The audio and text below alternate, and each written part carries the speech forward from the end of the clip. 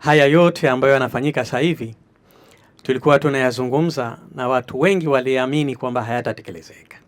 Kama ambavyo nilisema jana na leo nasema, bahati njema leo nimekuja pia na meli iko hapa.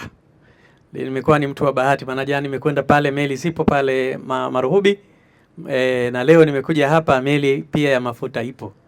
Ni meli ya pili tokea tuanze operation zetu hizi kubwa kufunga hapa na kushusha mafuta moja kwa moja. Kwa kweli ni faraja kubwa. Mimi binafsi naendelea kupata faraja kubwa, na naendelea kuambia wananchi wa Zanzibar wategemee mambo mazuri zaidi yale ambayo Mheshimiwa Daktari Hussein Mwinyi aliahidi. Utekelezaji wa kazi hizi ni ishara ya mafanikio makubwa kwa Zanzibar. Tumeambiwa hapa na wataalamu uwezo ambao tulikuwa nao wa kuleta mafuta ilikuwa nadhani haizidi lita milioni 2. Sasa hivi tunazungumzia lita milioni 35. Kwa kweli ni hatua kubwa, ni difference kubwa sana.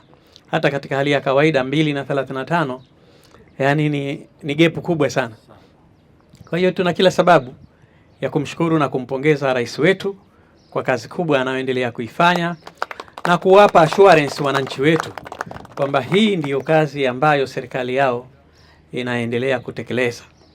Na kwa kazi hii ambayo inaendelea, naamini kadiri siku zitakavyokwenda, hali ya upatikanaji wa nishati hii ya mafuta Zanzibar itaendelea kuimarika zaidi. Lakini naamini na vikwazo vitakapoondoka huko, basi hata bei, kuna uwezekano mkubwa sana wa bei hii ya mafuta kushuka. Lakini kwa sasa hatuwezi kulizungumzia sana hilo kwa sababu bado kwa wenzetu huko changamoto zile zinakuwa ziko nje ya nchi yetu. Lakini hata hivyo faida inaendelea kuonekana. Anasema tulivyokuwa juzi sio jana, tulivyo jana sio leo. Kila siku kuna mafanikio makubwa sana. Kwa hiyo niwashukuru sana watendaji wote, lakini niwashukuru sana kampuni zetu hizi ambazo zinasimamia kwa kazi nzuri ambayo mnaendelea kuifanya, na nielekeze tu muendelee kufanya hayo. Bahati njema sasa tumekwenda kisasa zaidi. Kila kitu kitakuwa kiko very transparent. Hakutakuwa na ubabaishaji wa aina yoyote, hakutakuwa na hofu ya aina yoyote. Kile ambacho tunakusudia kukikusanya tutakikusanya electronical. Hatutakuwa na shida ya aina yoyote kumwambia mtu lete registration, uliregister ngapi, alafu na sisi tukasema hapana, mbona meli ilionyesha tanzania yake ilionyesha kitu kingine. Kwa hiyo mimi naamini kazi hii itaendelea vizuri na inaendelea kuimarisha ustawi wa Zanzibari, hasa katika ile dhamira ya Daktari Hussein Mwinyi kuwatumikia wananchi.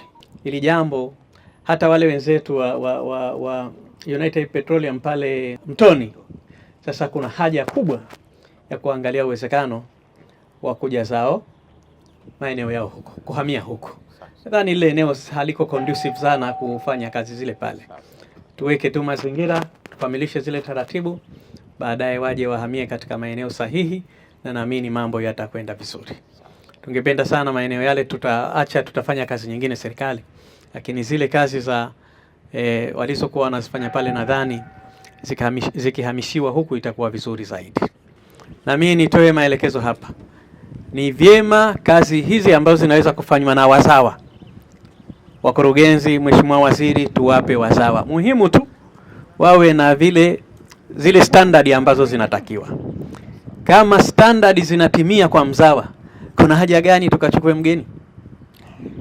Nadhani hapa ndo pahala pa kushikana mikono, sio kwa ujamaa wala kwa urafiki, lakini kwa standard ambazo wao wanaweza kuzifanya. Mheshimiwa Makamu wa Pili, kwa niaba ya Chama cha Mapinduzi mkoa huu, sisi wenye serikali, maana serikali iliyopo ni ya CCM, tunaridhika kabisa na utekelezaji wa ilani ya CCM. Tunampa hongera Daktari wa Maendeleo Dr. Hussein kwa namna anavyotujengea mkoa wetu wa Kaskazini.